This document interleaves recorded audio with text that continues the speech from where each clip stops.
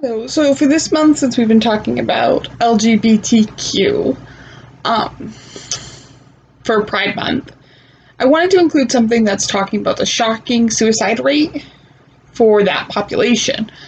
Um, I've always known this was a problem. I'm sorry if I was saying a lot. I just got done exercising a little bit and cooking, so I'm not all together right now for this video.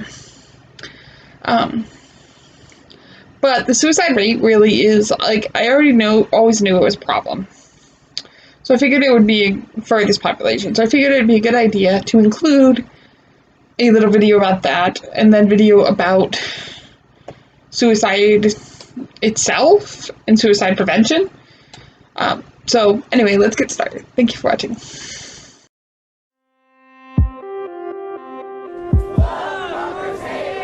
There is evidence to suggest that there may be an increased risk of suicide in the LGBT population. Most people believe that's because of social determinants that go into the kind of assaults that LGBT people live with on a daily basis.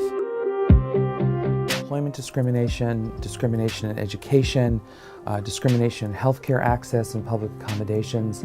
And when people have to confront these things on a daily basis, it can make life more difficult. In a pluralistic society like America, which is seen around the world as a beacon of freedom, this is what freedom means. We all want to participate in the American dream, and we should all be allowed to do that.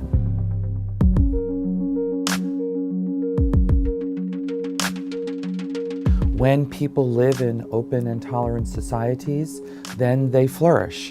Where they live in societies where they're seen as lesser than, of course, we're going to find more difficulties in people's lives. One of the things that sometimes leads to major depression, for some people, it's biology. They come from families that have depression.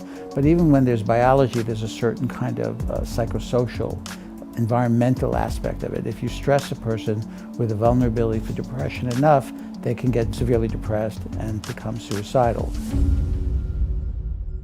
I had the unfortunate experience of joining a club that nobody asks for membership in. I lost my partner, Brian. Brian loved Douglas Adams. He had a hobby for memorizing typeface fonts. He liked the band Keane, and he wielded puns like an expert fencer with a blade. When Brian was younger, he was diagnosed with leukemia. Of all the things he lost fighting leukemia, his compassion and sense of humor weren't among them.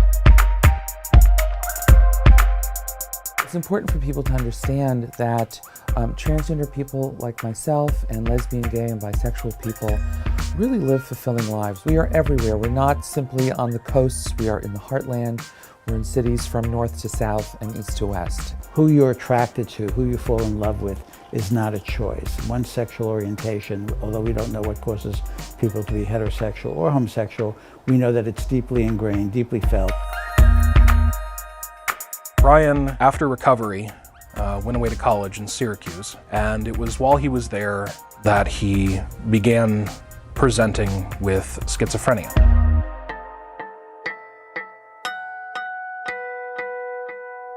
I get a phone call from my friend, and he says, listen, I need to know that you're sitting down. And he said, I've already called the paramedics.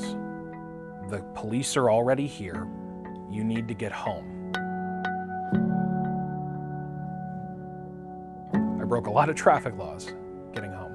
And when I got to my neighborhood, the entire thing was lit up like the 4th of July. And I already knew. But I had to ask. I said, why shouldn't I go inside? And my friend, who was there, told me, I think you know why. Brian's dead.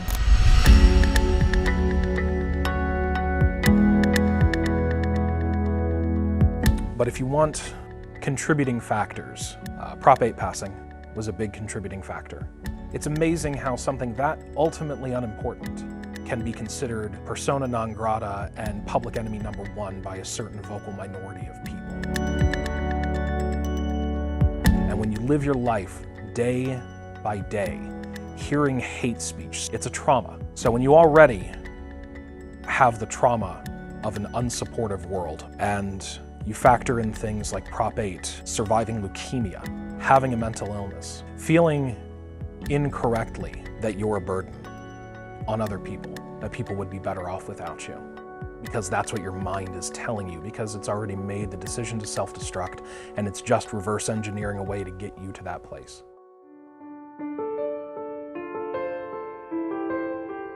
There's help for these things, that when people are struggling with these things and they're kind of feeling like they're lesser in value and struggling with difficult thoughts, there's help to address that, and we are moving as a society to stop that, and I'm confident that it will stop at some point. The only weakness when it comes to suicide is silence, period. And as someone who lost somebody to suicide, as somebody who in the aftermath of that tried to kill themselves, I need you to know, it's a cliche, but it does get better.